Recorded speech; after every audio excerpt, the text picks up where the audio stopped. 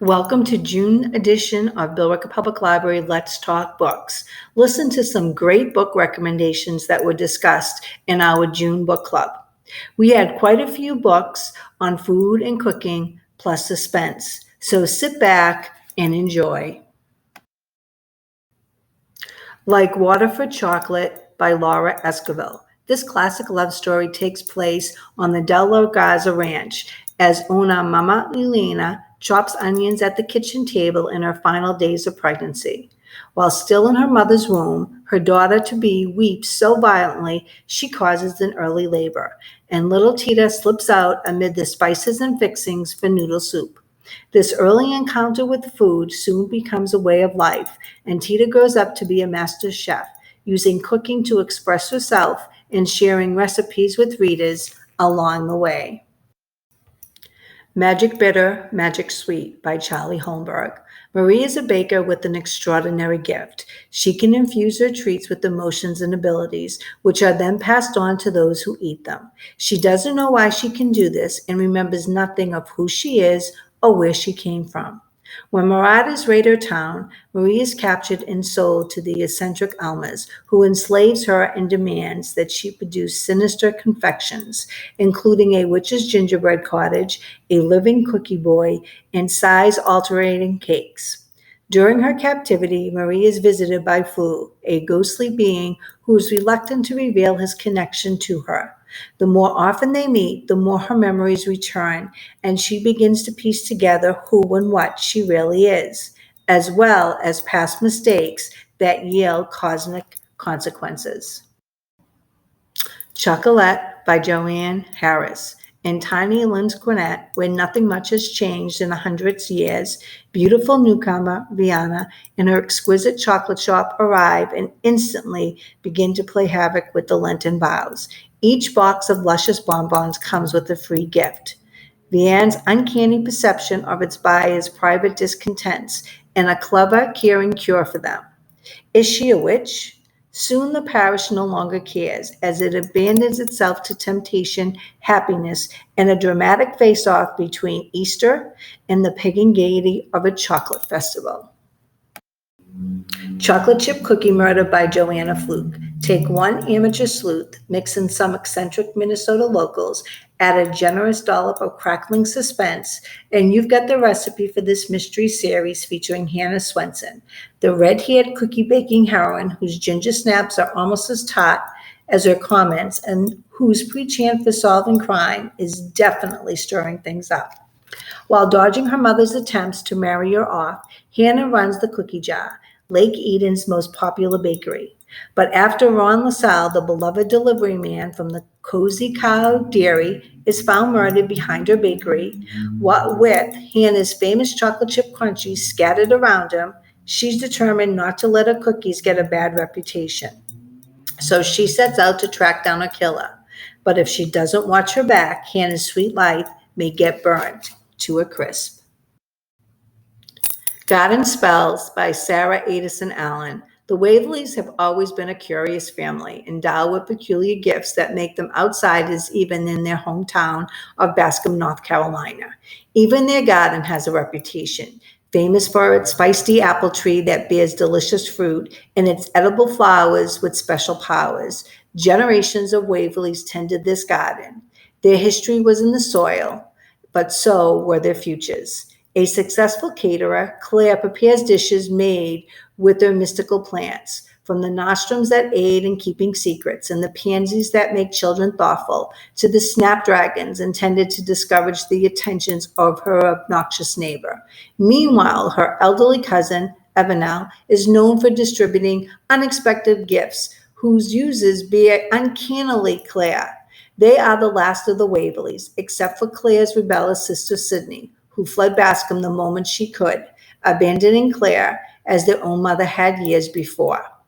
When Sydney suddenly returns home with a young daughter of her own, Claire's quiet life is turned upside down, along with the protective boundaries she has so carefully constructed around her heart. Together again in the house that they grew up, Sydney takes stock of all she left behind as Claire struggles to heal the wounds of the past. And soon the sisters realize they must deal with their common legacy, if they are ever to feel at home in Bascom or with each other. Little Beech Street Bakery by Jenny Colgan. A quiet seaside resort, an abandoned shop, a small flat. This is what awaits Polly Waterford when she arrives at the Cornish coast, fleeing a ruined relationship. To keep her mind off her troubles, Polly throws herself into her favorite hobby, making bread. But her relaxing weekend diversion quickly develops into a passion as she pours her emotions into kneading and pounding the dough. Each loaf becomes better than the last. Soon Polly is working her magic with nuts, seeds, chocolate, and sugar, and the local honey, courtesy of a handsome beekeeper. Fried Green Tomatoes at the Whistle Stop Cafe by Fanny Flagg. Two women, Evelyn, who's in the sad slump of middle age, and gray-haired Mrs. Threadgood, who's telling her life story. Her tale includes two more women, the daredevilish tomboy Iggy and her friend Ruth, who back in the 30s ran a little place in Whistle Stop, Alabama, offering good coffee, southern barbecue, and all kinds of love and laughter, even an occasional murder. And as the past unfolds, the present will never quite be the same again. The City Baker's Guide to Country Living by Louise Miller. When Olivia Rawlings, pastry chef extraordinaire for an exclusive Boston dinner club, sets not just her flambéed dessert, but the entire building alight, she escapes to the most comforting place she can think of, the town of Guthrie, Vermont, home of the Big Bomb, the country's longest-running contra dance, and her best friend Hannah. But the getaway turns into something more lasting when Margaret Hurley, the cantankerous sweater-set-wearing owner of the Sugar Maple Inn, offers Livy a job. Broken, knowing that her days at the club are numbered, Livy accepts. Livy moves in with her larger-than-life, enthusiastic dog, Salty, into the sugar house on the inn's property and begins creating her mouth-watering desserts for the residents of Guthrie. She soon uncovers the real reason she's been hired, to help Margaret reclaim the inn's blue ribbon status at the annual Country Fair Apple Pie Contest. The School of Essential Ingredients by Erica Baumeister. Once a month on a Monday night, 8 students gather in Lillian's restaurant for a cooking class. Among them is Claire, a young woman coming to terms with her new identity as a mother. Tom, a lawyer whose life has been overturned by loss. Antonia, an Italian kitchen designer adapting to life in America. And Carl and Ellen, a long-married couple whose union contains surprises that the rest of the class would never suspect. The students have come to learn the art behind Lillian's soulful dishes, but it soon becomes clear that each seeks a recipe for something beyond the kitchen, and soon they are transformed by the aromas, flavors, and textures of what they create. The Cookbook Club by Beth Harbison. Margot Everson sees the call out for the Cookbook Club and knows she found her people. Recently dumped by her self-absorbed husband, who frankly isn't much of a loss, she has little to show for her marriage but his parting gift, an old farmhouse, and a collection of well-loved cookbooks. Aja Alexander just hopes her newfound friends won't notice that every time she looks at food, she gets queasy. It's hard hiding a pregnancy, especially one she can't bring herself to share with her wealthy boyfriend and his snooty mother. Trista Walker left the cutthroat world of law behind and decided her fate was to open a restaurant, not the most secure choice ever. But there she could indulge in her passion for creating delicious meals and make money at the same time. The women bond immediately, but it's not all popovers with melted brie and blackberry jam. Margot's farmhouse is about to fall down around her ears. Trista's restaurant needs a makeover and rat removal fast. And as for Aja, just how long can you hide a baby bump anyway? The Restaurant by Pamela Kelly. Andy, Emma, and Jill are as close as 3 sisters who live hundreds of miles apart can be. They grew up together on Nantucket, but Mandy is the only one that stayed. Jill lives a glamorous life in Manhattan as co-owner of a successful executive search firm. Never married, she is in her mid-30s and lives in a stunning corner condo with breathtaking views of the city and Hudson River. Everyone thinks there's something going on with her partner, Billy, because as a workaholic, she spends more time with him than anyone else. But there's never been anything but friendship between them, and Billy loves being a bachelor in New York City. Emma lives in Arizona and is an elementary school teacher and an aspiring photographer. She met her college professor husband, Peter, in grad school, and they've been married for about 15 years. In recent years, she noticed that Peter has grown distant. But when he shares a surprising secret, she doesn't see it coming, and her world is turned upside down. Mandy followed her high school boyfriend Corey to Boston College, and right after graduation, they married and settled in Dover, just outside of Boston. Corey joined a successful hedge fund, while Mandy took a job at a downtown financial services firm as an administrative assistant. She quit a year later when Blake, the first baby, came. 2 years later, when Brooke was born, Corey left to open a competing hedge fund, and they moved home to Nantucket.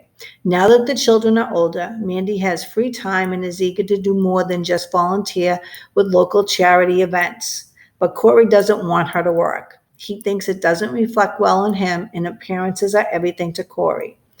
Though, when Mandy finds a second cell phone in his gym bag, she begins to question what is really going on.